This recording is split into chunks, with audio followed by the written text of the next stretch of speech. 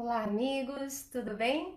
Meu nome é Sil Moraes, sou psicopedagoga e consteladora familiar. Eu estou aqui para conversar com vocês a respeito de um tema muito importante, que é o déficit de atenção. Muitas vezes os pais me perguntam, né, se o meu filho está muito agitado, tem déficit de atenção, ou o que acontece com o meu filho que eu não consigo entender esse comportamento de agitação dele e de desatenção dele. A gente sempre tem que estar pensando que existe algumas causas para a criança, que leva a criança, na verdade, a ter um déficit de atenção, uma hiperatividade. A gente tem, primeiramente, as causas orgânicas, né? Muitas vezes acontece no processo de gestação ou do nascimento, ter alguma situação que faça com que a criança tenha um prejuízo neurológico. E aí a criança, logicamente, vai ter mais essa dificuldade de ter atenção, de ter foco, né? Que a gente chama o TDAH, transtorno déficit de atenção. Então a gente sabe hoje que tem aumentado muito o número de crianças com o diagnóstico de TDAH. Mas a gente sabe também que existem outras questões que pode deixar a criança agitada. Porque como o transtorno déficit de atenção é um diagnóstico, na verdade, feito clínico, né? Não tem um exame específico para se detectar a questão do transtorno déficit de atenção. Então, é por um checklist em que o médico, só pode ser feito, na verdade, assim, quem dá laudo, né? Não somos nós psicopedagogos, mas são os médicos. Não, a gente hoje, o meu foco não vai ser muito na questão ou passar para vocês didaticamente em relação ao que é um déficit de atenção, como ele ocorre a nível neurológico. Então, neste momento, não é o nosso propósito aqui. Né? O que eu quero estar trazendo para vocês são outras questões que envolvem a dinâmica familiar que leva a criança a ter uma agitação muito maior. Então, essa criança passa a ter uma dificuldade em se manter atenta ou ficar quieta por conta também de vários arranjos que pode ter dentro da dinâmica familiar. Porque quando a gente fala em déficit de atenção, a gente pode ver assim, nossa, tem várias situações, né? Pode ter um déficit de atenção, porque lá o processamento auditivo central não tá legal, então é uma criança que escuta bem, escuta tudo, mas processa o som de uma maneira muito difícil de entendimento, não faz figura e fundo. Então a gente sabe que tem essas causas neurológicas, orgânicas, que pode levar a criança a ter a desatenção. Então é importante a gente ter como um marco que é assim, a criança ela não fica com déficit de atenção e hiperatividade na questão neurológica de um dia para o outro. Estes quadros geralmente tá ali desde o, geralmente não, de fato tá ali desde a constituição da criança e vai para a vida toda, para a vida adulta. Né? Então essa criança ela tem esse comprometimento neurológico e é uma condição dela, é uma constituição dela, né? E aí tem o acompanhamento que de fato a gente faz. Que eu vou estar falando um pouquinho também como eu faço no caso da psicopedagogia atrelado à constelação familiar. Então a gente sabe que tem isso, né? Só que muitos pais vêm falar assim, nossa, acho que meu filho tem déficit de atenção e é hiperativo. E quando a gente pergunta, mas quanto tempo faz que essa criança está assim? Ah, eu percebi que ele mudou de comportamento do ano passado para cá, né? Ou do meio do ano passado. E bem, na verdade, esses quadros neurológicos, a criança já vem assinalando desde bebezinho, desde lá de pequenininho, né? Que vem em relação ao desenvolvimento dela, que não é um desenvolvimento assim como as demais crianças. Né? A gente percebe que tem alguns atrasos com essas crianças que têm os transtornos, né? O déficit de atenção, o autismo, a dislexia. Você percebe que existem características que vão se apresentando e vão ficando muito mais visíveis ao longo do tempo. No entanto, o que a gente vê dentro dessa abordagem também é como está a dinâmica da família. Porque se a mãe fala assim, Sil, ele começou a ficar mais desatento faz uns 6 meses, ou ele começou a ficar mais agitado também faz uns 6 meses. Bom, o que aconteceu, né, há 6 meses atrás que leva essa criança a ficar mais desatenta, mais pacata ou muito mais elétrica, agressiva e agitada? Então a gente tem que ver esse histórico, o que está acontecendo com essa criança, para se entender se realmente, né, o que houve ali para ela ter essa mudança de comportamento. Porque às vezes você pergunta para o seu filho e ele não consegue te dizer o que está acontecendo com ele. Ou às vezes ele omite um fato, né? Ou está sofrendo um bullying, por isso que está mais desatento, mais inseguro, você percebe alteração de comportamento, ou até uma questão mais de uma abordagem sexual também. Então a gente tem N fatores que levam a criança a dar, né, ficar naquele mundo da lua, né? Mas tem outras características que a gente tem que considerar. Então, o marco assim do tempo é desenvolvimento mesmo, né? Não é de um tempo para cá. No entanto, a gente observa que as crianças que vão do ensino fundamental, elas acabam deixando mais claro esses quadros. Porque, para pensar, né, gente? Criança agitada mesmo. A criança brinca, pula e se diverte e quer fazer as estripulias dela. E, de repente, ela tem que ficar às 4 horas sentadinha ali. Né? Se não é uma escola que traz uma dinâmica, um molde muito mais ativo, ela acaba ficando numa dinâmica muito mais restrita. Então, ela vai alterar o comportamento dela porque ela não está habituada a isso. De repente, estava numa outra escola, e a outra escola propunha muitas atividades de criatividade, de desempenho, e de repente ela muda para uma outra escola, e essa outra escola é tradicional. E ela sente a dificuldade das duas metodologias, não é? Ou ela pode ficar também mais desatenta, mais apreensiva quando ela está, por exemplo, mudando de escola, né? Então ela tinha um ritmo que era muito mais leve para ela, muito mais fácil, e ela passa a ter um ritmo muito mais puxado. E ela não dá conta daquilo e começa a ficar assustada. Então ela dá aquela parada no desenvolvimento dela, porque ela fala, como que eu vou dar conta disso tudo? Na outra escola eu não tinha tanta exigência. Então ela acaba de fato tendo essa dificuldade, né?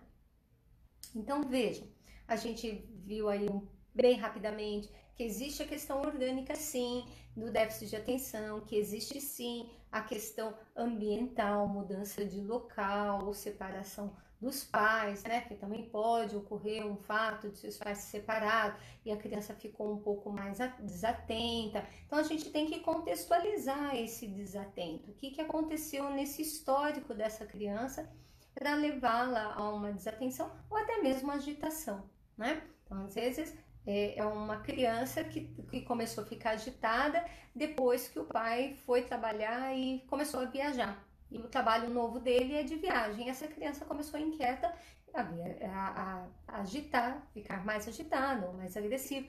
Quer dizer, houve um marco, uma situação que pode estar levando essa criança a esse movimento. Ou pedagógico, né? Como eu falei, muita lição, muita atividade, certo?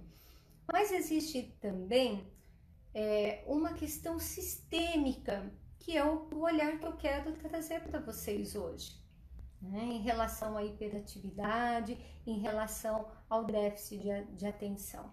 Então vejam bem, né? Eu tenho aqui o pai, né? Ele está aqui, e este pai com esta mãe estão brigando, né? Ou por algum outro motivo, essa mãe está muito entristecida. E essa tristeza dessa mãe, a criança percebe. Ela percebe que a mamãe está mais triste, ela percebe que por mais que o casal queira não transparecer, mas ela percebe que ali tem alguma coisa e ela tem que ir para a escola. Então ela tem que ir para um outro ambiente. Então ela está no ambiente de casa e ela tem que ir para o ambiente escolar. Só que quando ela vai para o ambiente escolar, a atenção dela e a preocupação dela está com a mãe, que está triste. Então, na cabecinha dela, eu deixei a minha mãe sozinha, eu deixei a minha mãe triste. Por quê? Porque essa mãe, existe uma questão aqui entre o casal. Então, em muitos vídeos, eu já abordei isso, né? Já falei bastante em relação a essa questão do casal, porque o casal é que veio primeiro. Então, quando tem uma queixa de uma criança, ou de transtorno, ou de déficit de atenção, ou qualquer dificuldade, a primeira coisa que eu olho é como está essa organização desse sistema. Está acontecendo alguma coisa aqui com o casal? Como que é essa história dessa criança? E aí, às vezes, os pais contam, então eu conheci o meu ex-marido, né? Eu engravidei dele e ele foi embora, não ficou conosco, né? E hoje eu tenho a minha casa com o meu filho, mas eu fico muito também na casa da minha mãe, né? Porque a minha mãe acaba me ajudando na criação do meu filho e eu acabo ficando muito na casa dos meus pais. Eu acabo ficando muito na casa dos meus pais. Só que também eu crio uma dependência desses meus pais. Eu acabo deixando o meu filho muito mais no campo e a responsabilidade dos meus pais. Então vejam, essa criança teve uma situação que foi a ausência desse pai e outra situação que ela entende quem é a família dela aqui, né? Quem constitui a família dela? Porque a mamãe continua como filha, ela não assumiu aquele papel de mãe e de estar ali. Isso não quer dizer, tá? Não fiquem bravos comigo, não. Não quer dizer que a gente não possa pedir ajuda aos pais. Lógico, né, gente? Os nossos pais estão aí e eles fazem com muito amor, com muito carinho.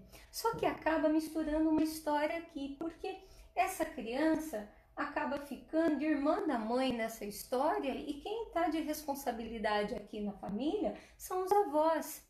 Então, os avós que cuidam tudo, os avós que até faz comida, que lava roupa, que passa, que leva a criança na escola, né? E a mamãe está ali, ela está participando, tudo, mas ela acaba não assumindo essa maturidade em relação à nova família dela. Porque a constituição da nossa família não é quando a gente casa, né? A gente começa a gerar a nossa família quando a gente casa, mas a constituição da nossa família, de fato, é quando a gente tem o filho, né? Quando a gente traz uma vida e aí a gente constitui. E essa criança, ela tem esse pai, embora esse pai foi embora, existe esse pai dentro do universo dela. Então, quando essa criança vê a mamãe ali, apoiando na família da vovó, né, preocupada, e ela tem que ir para a escola, muitas vezes ela está tão preocupada com a mamãe, com a situação da mamãe, com a preocupação da mamãe, que ela não consegue ficar atenta no processo escolar dela. Então, quando a gente olha a dinâmica da família, na abordagem sistêmica, a gente vê as questões que estão emaranhadas aqui, né, para fazer os movimentos certos, porque, como eu falei, a questão não está em você pedir ajuda ou não aos seus pais, mas qual é essa forma e como essa ajuda vem. Porque às vezes, por eu não querer olhar uma situação, eu não quero olhar a minha vida afetiva, eu não quero olhar essa parte da minha vida, eu fico ali dentro desse sistema dos meus pais, ainda como a filhinha. E meu filho acaba sendo aqui também um outro filho dos meus pais. Então essa dinâmica, ela é importante para a gente poder perceber que a criança, ela tem que ter o lugar de criança dela. E quando ela não está no lugar de criança dela, quando ela está na preocupação com os pais, ou ela vai ficar atenta ou ela vai ficar muito agitada, porque ela não sabe lidar com a dor, com o sofrimento, com a preocupação do papai e da mamãe. Então ela fica o quê? Super, hiper, mega agitada. Né? Ela não sabe o que faz com aquilo. Então eu vi muitas constelações que as mães vieram com a queixa do déficit de atenção e preocupada, nossa, será que ele tem hiperatividade? Será que ele tem déficit de atenção? Mas quando a gente vai olhar a organização da família, não tem nada organizado, é tudo muito misturado, as informações são misturadas, os papéis estão misturados, a criança ali muito mais no comando do que os próprios pais, porque tem uma outra história, né? A gente pode colocar aqui um outro exemplo. Às vezes esses pais não atuam como adultos, eles atuam como crianças. Então é uma mãe infantil e um pai infantil, que ainda não tomaram o pai e a mãe deles para si. Quando a gente fala tomar o pai e a mãe, é quando a gente diz sim para o pai e a mãe tal como eles são. Porque às vezes a gente fica ali querendo atenção dos nossos pais, porque meu pai não fez isso, porque minha mãe não fez aquilo, ou meu pai fez isso para mim, ou minha mãe fez isso para mim, e a gente fica naquela coisa, naquela gastura em relação ao papai e à mamãe, né? E o que a gente não está olhando é para frente, a gente está olhando como criança, a gente está olhando lá para trás, né? Está olhando lá para trás para os nossos pais. Então a gente fica aqui olhando para os nossos pais e não percebendo que há um outro segmento aqui. Então quando a gente fica nesse processo muito de olhar para os pais, de entendimento que eles foram, né? E quando a gente toma os pais de coração pra gente, que eles são os pais certos pra gente, que essa história a gente viveu e a gente tinha que viver essa história dessa maneira, né? E o que a gente pode tirar dessa história, qual é a memória saudável que eu quero ver disso, porque às vezes essa história me deu muita força para eu ser a mulher que eu sou, para eu ser o homem que eu sou. Mas se eu ainda fico pedindo atenção e carinho, meu filho fica com que referência? Quem é verdadeiramente esse pai e essa mãe, né? E se relaciona com ele de forma que infantil. É onde a gente vê muitas vezes os pais competindo até mesmo com os filhos. Muitas vezes é o filho reinando, ele dita toda a norma da casa. E aí ele tem hiperatividade, ele é agitado. Não, às vezes é uma criança que realmente os pais não estão amadurecidos e estruturados nos seus papéis de pais, né? E eles não estão conseguindo de fato falar ou ter uma linguagem com os seus filhos de forma que a criança possa entender, né? Eu costumo dizer assim, às vezes tem pai que vai dar um exemplo, né, na dinâmica da família e fala assim, então Silvana, eu peço para ele fazer, mas ele não faz, e eu fico pedindo e ele não faz, né? Então a forma com que esse pai e essa mãe faz, é de uma lamúria, né? Eu peço, quer dizer, eu estou implorando para o meu filho fazer. Então, onde que está essa postura mais assertiva e de parceria com o filho? Olha, filho, nós vamos fazer o almoço. Vem cá que eu preciso da sua colaboração. Vamos lá, você lava um alface, bota uma música legal, brinca com ele, dança ali. Que criança não gosta de ter essa parceria com os pais, né? Agora, se o pai vem, não, você vai fazer, vem cá, faz isso e aquilo, ou fica implorando, né? Não tendo essa coisa da parceria, né? De estar junto, de ser amigos, de ser companheiros de viagem mesmo. Então a criança acaba o quê? Fazendo o corpo mole dela, né? Isso é notório. Ela dá o jeitinho e ela dá o olé no papai e na mamãe bem rapidinho, porque os pais pedem para essa criança como crianças, fala como criança e não como adultos que dá segurança para essa criança. E por não ter essa criança, não ter segurança, ela fica às vezes totalmente solta, né? Ela fica sem o limite que a gente fala, onde que está o limite da coisa, né? Ela não percebe o espaço dela. Então, ora ela vem aqui e pim, assume o lugar do pai. E esse pai, por não estar atento ao papel dele e na postura de pai, independente se ele vive na mesma casa ou não.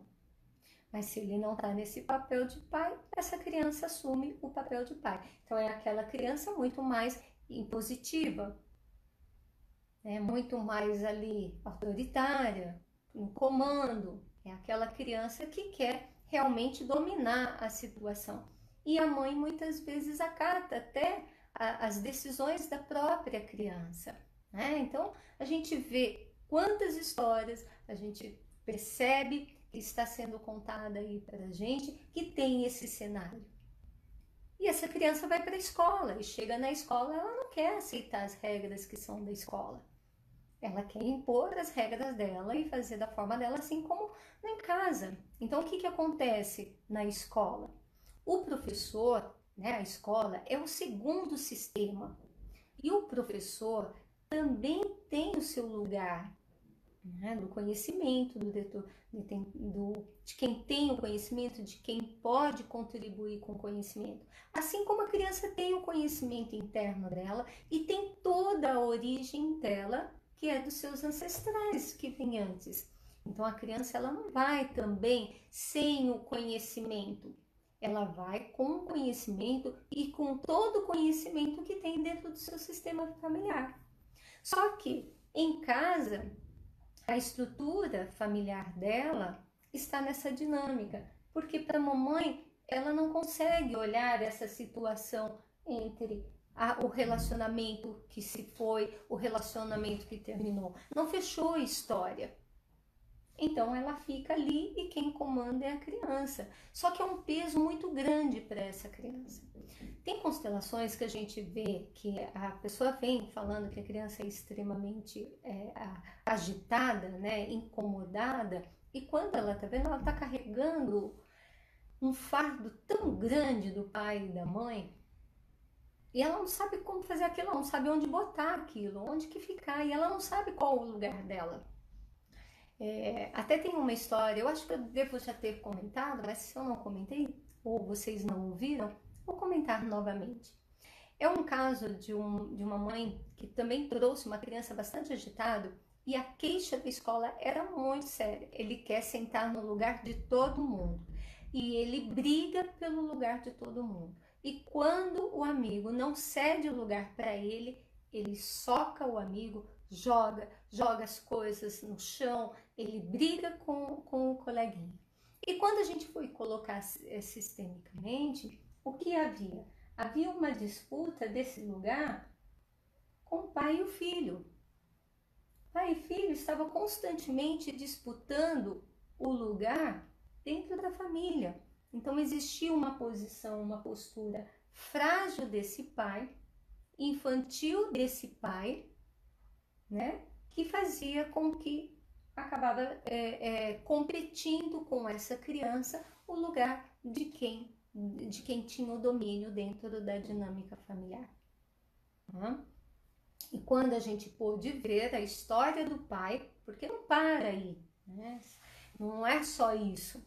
E às vezes a gente chama o pai e pergunta, mas o que teve na sua história, né, que você não conseguiu ainda se fortalecer e tomar um posicionamento enquanto homem dentro das suas relações, dentro do seu papel de pai, né? Existia uma situação dos pais dele em relação ao pai ser muito frágil, né? Era um pai muito fraco. Então, dentro do sistema dele, os homens eram fracos e eram tidos como homens fracos. Então, não tinham força, não tinham postura, vitalidade. Então, os homens eram homens fracos e as mulheres eram mais dominantes dentro do sistema, né? E aí tem muito mais história aqui, e esse pai pôde fazer esse movimento frente à família dele e entender, ok, agora eu não sou mais, não tem essa sensação, esse sentimento dessa criança, ficou resolvido com os pais dela, tá? E ele pôde tomar o lugar dele e o filho pôde ficar no lugar de filho. Ele pôde perceber o lugar dele dentro da dinâmica e se aquietou. Não ficava mais brigando por conta de lugar dentro da sala de aula ou de qualquer outra coisa, né? Porque ele achava que ele tinha que tomar o espaço do outro. Então, quando o pai pôde perceber, pôde se alinhar, pôde fazer o ajuste na família, ele se tornou até muito mais parceiro da mãe, né? Essa mãe também pôde olhar para as questões dela enquanto criança, porque aqui ela enquanto criança, e se tornar mais adulto frente a esse filho.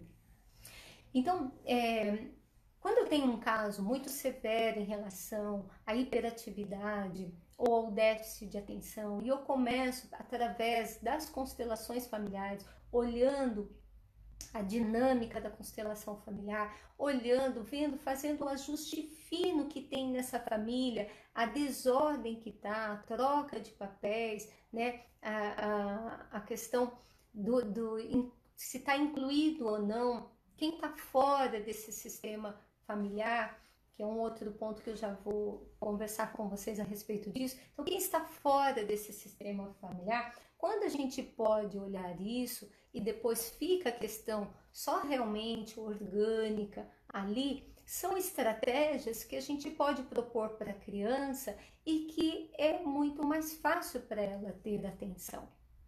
Um exemplo deste que eu quero dizer para vocês, que eu fiz com uma criança, a gente organizou toda a família dela, os papéis que estavam, a mãe pôde perceber muitas coisas em relação a ela, a história de vida dela, a história em relação ao parceiro, e ela pôde fazer todos esses movimentos. E a criança, ela era tão impulsiva e tão ativa que ela, quando ia na sala, no atendimento, ela deitava em cima da mesa, né? Ela não conseguia nem conseguir respeitar esse espaço, esse limite que era a mesa dela. Ela sim colocava o corpo todo em cima da mesa, né?